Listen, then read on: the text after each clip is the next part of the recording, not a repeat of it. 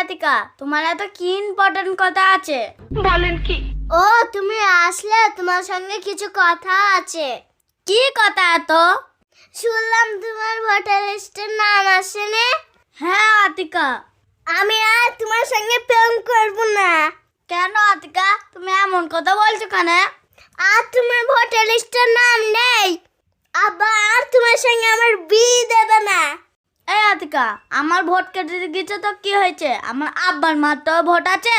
তোমার আব্বা ছেলে হলে ভোট কাটতো না। আতিকা, জল দেন তো, আমি আব্বার ছেলে। তাহলে তোমার ভোট ডিলিট হলো কেন? আজ থেকে আমিও তোমাকে ডিলিট করে দিলাম। আতিকা দাঁড়াও দাঁড়াও, শালা কপাল, ভোটার লিস্ট থেকেও নামটা ডিলিট হয়ে গেল। এই করলে আমার মালটাও ডিলিট হয়ে গেল।